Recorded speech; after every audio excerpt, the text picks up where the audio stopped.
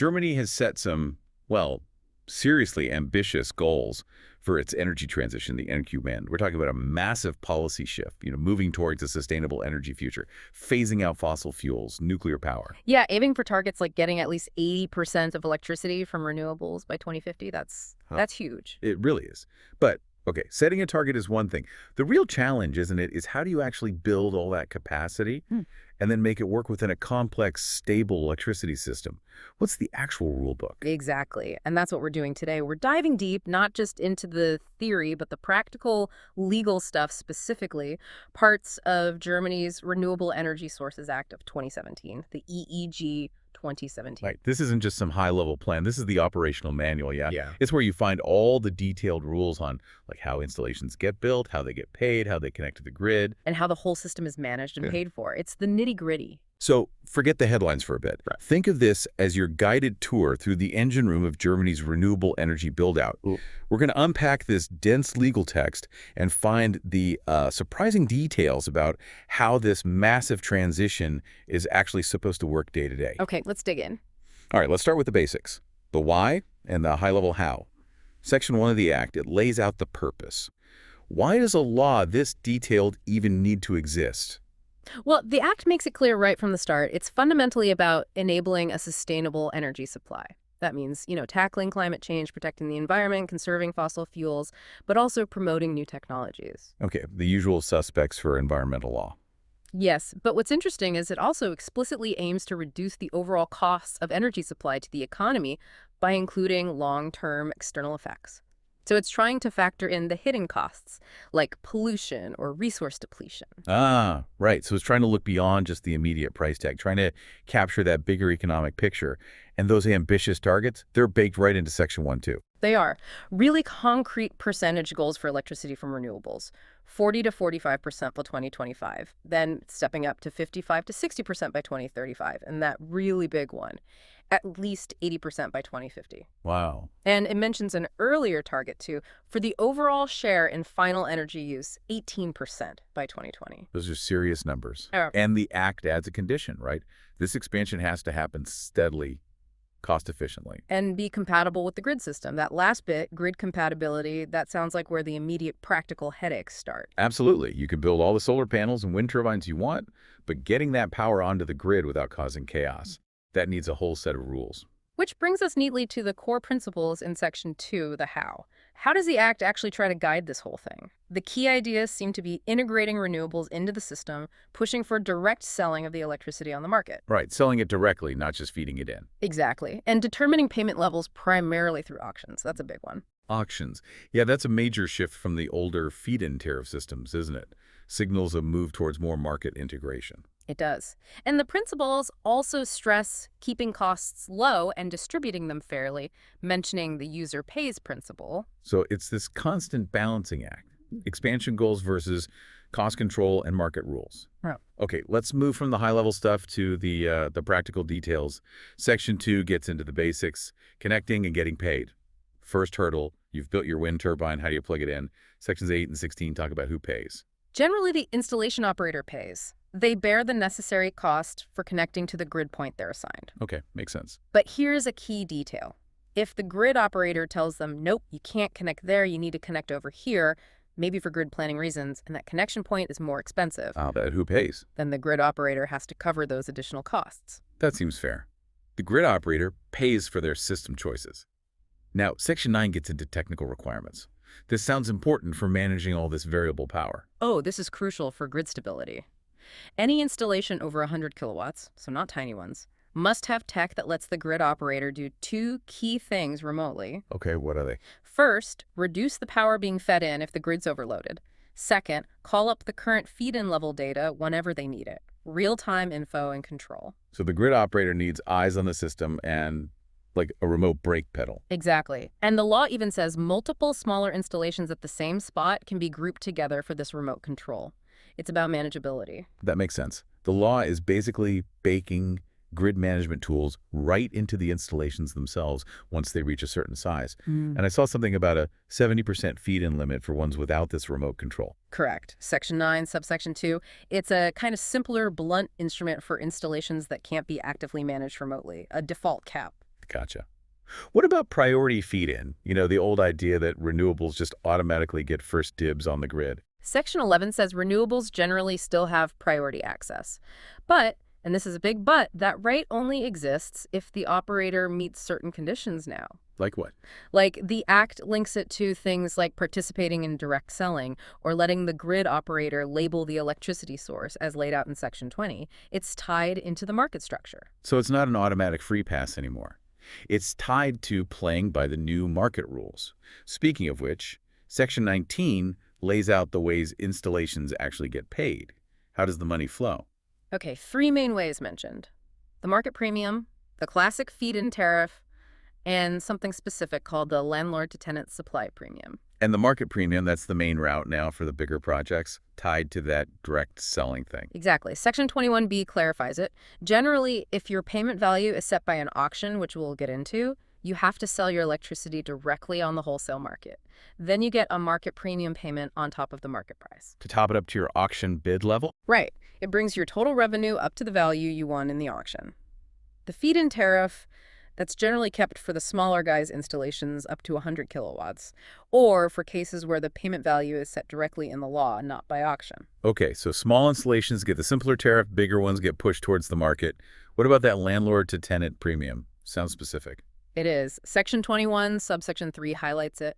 It's for solar installations, again, up to 100 kilowatters, but specifically on residential buildings. The whole point is to make it easier for solar power generated on apartment building roofs to be used directly by the tenants living there. Trying to unlock that potential in cities. Yeah, tackling a specific barrier for local urban renewables, making it worthwhile for landlords to supply their tenants. That's quite a tailored approach. Now, what about using the electricity yourself? Self-supply. Section 27A seems to have a surprising rule about that. Yeah, this is really interesting. For operators who win their funding through auctions, the general rule is you cannot use the electricity from that installation for your own needs during the whole time you're getting paid for it. Wait, really? So if you build a big solar farm that won an auction, you can't use any of that power yourself. Why? The thinking is pretty clear.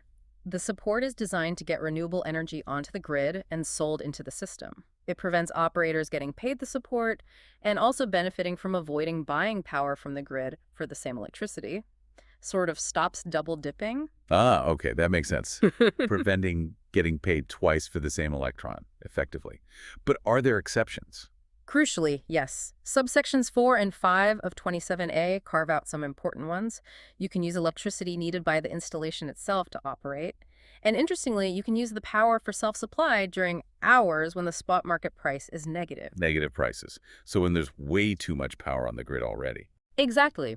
Or you can also use it yourself during periods when the grid operator has forced you to curtail your feed-in because of grid congestion under Section 14. That's fascinating. So using power yourself when prices are negative or when you're being curtailed anyway is actually allowed. It kind of aligns self-supply with helping the grid or responding to market signals? Precisely. It turns what looks like a restriction into something that can actually benefit the system in specific situations.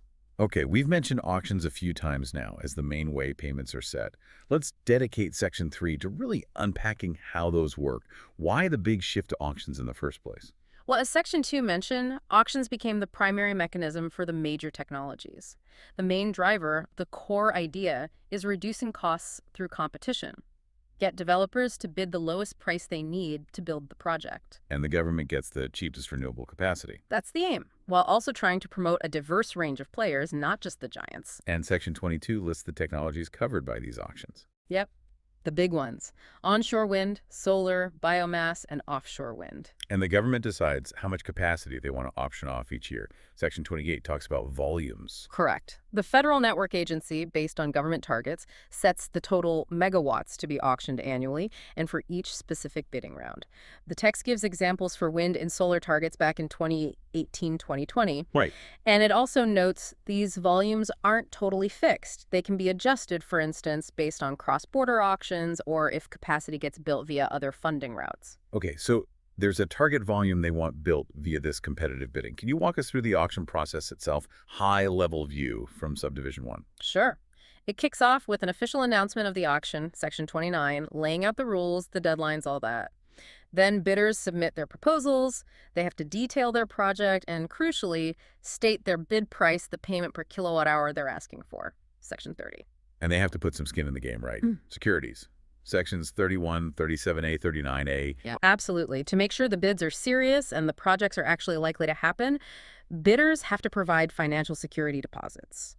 The amounts vary. The source mentions 25 euros per kilowatt for solar, 60 pesos per kilowatt for biomass. It shows they mean business. So you have to put down real cash just to bid, depending on the tech. Stops people just trying their luck. Exactly. It filters out the purely speculative stuff. Then the Federal Network Agency looks at the bids received, Section 32. They typically sort them by price, starting with the lowest bid, and award contracts until the target volume for that auction round is filled. Lowest bids win, driving costs down. Makes sense. Sure. Are there ways bids can get thrown out, disqualified? Oh, yes. Sections 33 and 34 list reasons. Things like providing false information, any sign of collusion between bidders, trying to bid for more capacity than allowed, or just failing to meet the specific technical or administrative requirements set out in the auction rules. Standard checks and balances for a tender. Pretty much. And then the successful bidders and their winning price, the awarded value, are officially announced. Section 35. Okay. Seems like a fairly standard competitive process. Yeah. But you mentioned technology-specific requirements earlier. It's not just about the price. That's really important. Beyond the general auction rules, bids have to meet specific criteria for the technology involved, sections 36, 37, 39. For solar, for example, sections 37 and 48 have different rules depending on whether it's on a building or noise barrier or if it's a ground-mounted system. And for ground-mounted solar, the land eligibility is quite specific. Very specific. You can't just build a giant solar farm anywhere. Eligible sites are restricted to things like already sealed surfaces, specific types of conversion land like former military sites, certain commercial or industrial areas from before 2010, or land alongside motorways or railways. Ah, so the law is actively trying to steer large solar projects towards particular types of land, often land that's already been impacted or isn't prime agricultural land. Exactly. It adds that layer of land use planning right into the auction rules. Now, here's something that jumped out earlier. Section 36G, the Citizens Energy Undertaking twist. This sounds fascinating. What's special about bids from these groups? This is a really direct policy tool to encourage smaller, community-based projects. If a bid from a properly qualified citizens' energy undertaking wins a slot in the auction, Yes. their payment isn't actually based on their own bid price. Instead, they automatically receive the payment value of the highest bid that successfully won funding in that same auction round. Wait, hold on. They get the highest winning price, even if they bid much lower. That seems to go against the whole lowest bid wins logic. Why? It's an explicit choice to support local, community-owned energy. The thinking is that these smaller groups often face higher costs, financing, planning hurdles compared to big utilities. By guaranteeing them the highest accepted price, it makes it much easier for them to compete and actually win bids. So it levels the playing field a bit. Essentially, yes. It ensures the energy wend isn't just dominated by large corporations, but has real involvement from local communities. They do have to meet a strict definition, of course, usually involving local ownership and control, confirmed through a self-declaration process. That's a very deliberate carve-out to achieve social goals alongside the cost goals. Clever. And the Act was already looking ahead to different kinds of auctions, too, Section 39I and 39J. Yeah, it signaled the plan for joint auctions, putting onshore wind and solar in the same pot to compete directly, potentially revealing cost advantages and fostering flexibility, and it also introduced separate innovation auctions. Innovation auctions, what for? The details were to be defined later by ordinance, but the idea was to support new concepts that help the grid, things like combining renewables with storage or other system-friendly technologies. It shows the auction system itself was designed to evolve. Okay, so auctions handle the big mainstream projects. Let's move to Section 4, statutory payments and flexibility. This covers cases where options don't apply, right? Exactly. For certain technologies or specific types of installations, the payment value isn't set by competition. It's determined directly by the law itself in Section 40 and the following sections. Can you give us some examples? Which technologies get this treatment? The source mentions things like hydropower, Section 40, installations using landfill gas, sewage treatment gas, or mine gas, Section 41. Also, certain types of biomass plants, particularly smaller biogas ones that use a lot of manure or agricultural residues, Sections 42, 44. Why them? Any idea? Well, maybe they're considered less suitable for competitive auctions, perhaps smaller scale, or there might be specific policy reasons to support them outside the main auction stream, like waste management benefits for landfill gas. Okay. Are these statutory payment values fixed forever once they're in the law? No, and this is crucial. The Act builds in digression. That means the payment rates for new installations commissioned after 2018 automatically decrease each year. Ah, so even without auctions, there's downward pressure on costs. Exactly. The source mentions, for example, a 0.5% annual cut for new hydro and 1.5% for those gas types. Biomass values also see regular reductions, often twice a year, Section 44A. The idea is the same as with auctions. Push for cost reduction over time, reflecting expected technology improvements. That's a key mechanism to avoid locking in high subsidies long term. Now, Section 4 also mentions flexibility. This seems really important as we get more variable wind and solar. How do you encourage renewables that can be controlled, like biogas, to generate power when it's most needed? This is where payments for flexibility come in, covered in Section 50 and detailed in Annex 3. The goal is to incentivize certain installations, mainly biomass and biogas plants, to invest in extra capacity so they can ramp their output up or down based on grid needs or market prices instead of just running flat out. So you pay them extra not just for the energy, but for being flexible, for being dispatchable. Pretty much. They get a flexibility premium based on the additionally installed capacity that enables this more needs-oriented operation. It rewards them for being available to help balance the grid. Is it easy to get this premium? They need to prove they're technically capable. Section 50, subsection 2 and Annex 3 mention needing certification from an environmental auditor confirming they can actually operate in this flexible, needs-oriented way.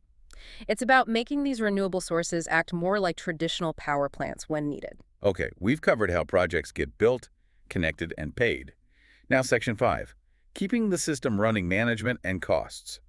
With potentially huge amounts of variable power, what happens if the grid starts to wobble or there's just too much electricity? Section 14 deals with feed-in management.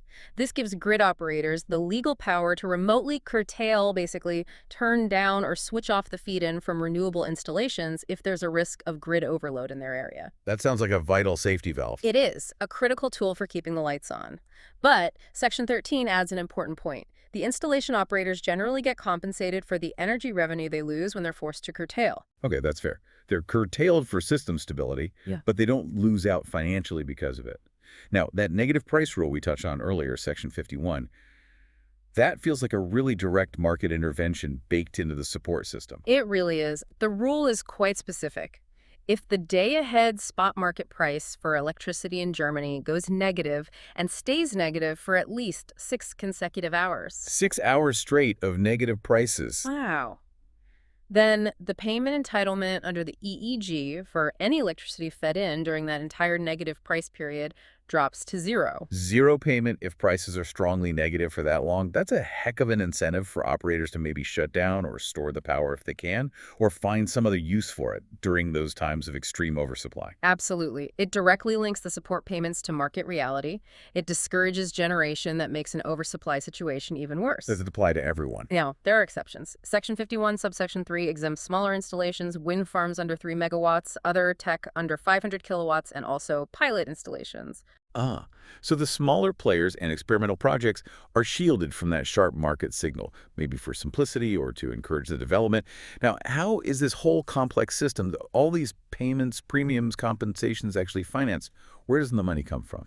Primarily, it comes from the EEG surcharge, the EEG imlage. Sections 60 and 61 laid this out. Basically, the big transmission system operators, TSOs, who manage the high-voltage grid and handle the payments to the renewable operators. Yes. They recover all these costs by charging a levy, the surcharge, on every kilowatt hour supplied by electricity suppliers to their customers. The suppliers then pass this cost on to final consumers and also to people who self-supply from their own generation. Okay, so ultimately, the cost of funding this transition, as defined by the Act, lands on electricity bills. But Section 5 also describes a really significant mechanism to limit this burden for certain users, the Special Equalization Scheme.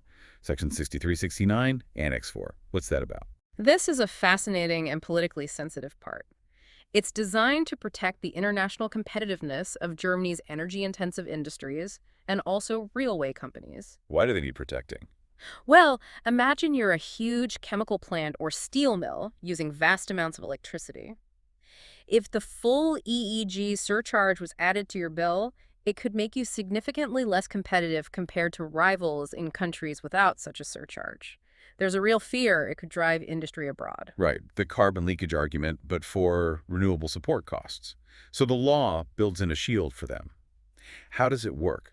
It's quite clever. Qualifying companies, they have to be in specific sectors listed in Annex 4. It's a long list covering manufacturing, metals, chemicals, etc.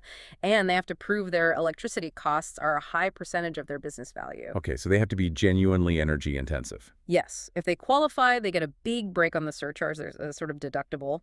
They pay the full surcharge rate on their first 1 gigawatt hour of electricity consumption each year. Just the first GWH? Right. But for all the electricity they use above that 1 GWW threshold, the surcharge rate they pay is drastically slashed down to maybe just 15% or even less of the full rate, depending on their total consumption. Wow. So they pay full price on a small initial amount, but get a massive discount on the bulk of their usage. That's a huge benefit. It is. It's a clear example of balancing climate policy costs against industrial policy concerns. But it's not a free ride.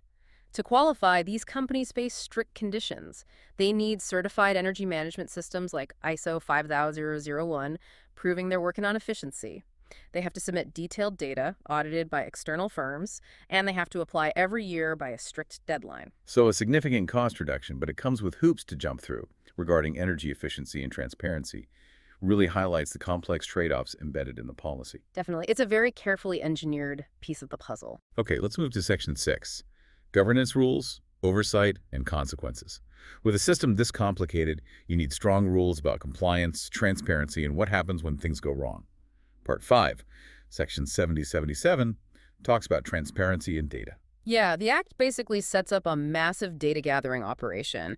Installation operators, grid operators, electricity suppliers, even self-suppliers, they all have significant reporting obligations to the Federal Network Agency, the regulator. And what does the agency do with all this data? Crucially, the agency is required to collect it, process it, and publish key information online. The idea is that transparency and data availability are vital for the system to function properly, for evaluation, and for public trust. Makes sense for a publicly funded scheme. What about tracking where the green electricity actually comes from? Sections 78, 79, 79A mention guarantees of origin. Right. Guarantees of origin GOs and also guarantees of regional origin GOROs are electronic certificates. Their job is to provide proof for electricity labeling. Suppliers use them to show customers that the power they're selling really did come from renewable sources. So they're the paperwork behind green tariffs. Essentially, yes. And the GROs add an extra layer, verifying the renewable energy came from a specific region defined by postcodes. They're issued per megawatt hour or kilowatt hour generated. Okay. And Section 80 has a prohibition of multiple sale. Sounds important. Very important. It's a core principle to stop double counting. You can't use the same unit of renewable electricity to claim the EEG support payment and sell it separately with a guarantee of origin as green power, and maybe also count it towards some other target. Each kilowatt can generally only be used once within the support and labeling system. Right. You can't sell the same benefit multiple times. What happens if someone breaks these rules? The technical requirements, reporting duties, self-supply limits. Section 52 spells out the consequences.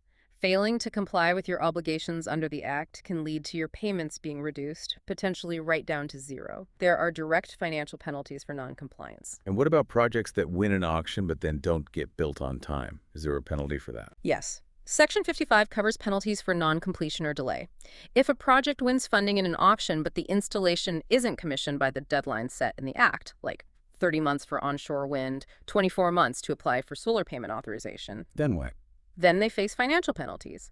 These are calculated per kilowatt of capacity, and the penalty rate increases the longer the delay continues. The message is clear.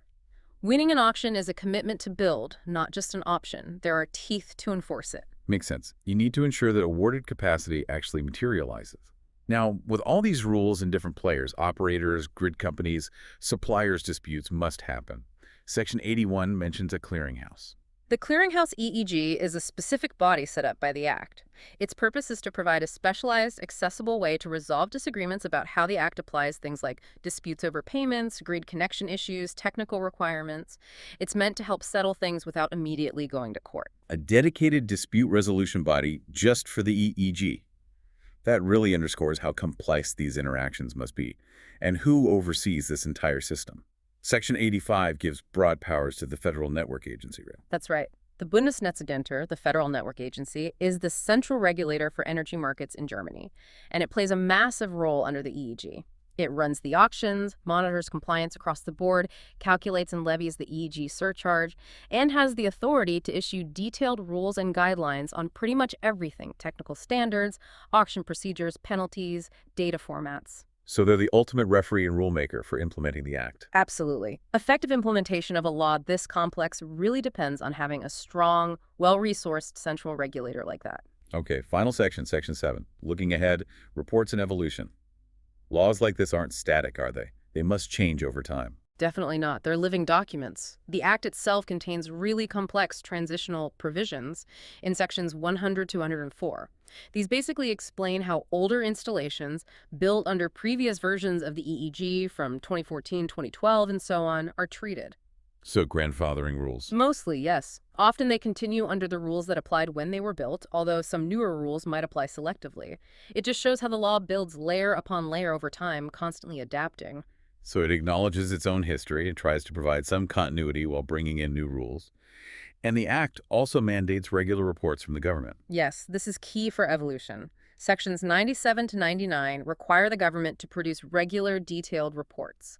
There's a progress report on the overall expansion, a monitoring report specifically on the costs and financing, and even a dedicated report on how that landlord-to-tenant electricity scheme is working out. What's the point of these reports? They evaluate how things are going. Are we meeting targets? How are costs being distributed? Are the mechanisms working as intended?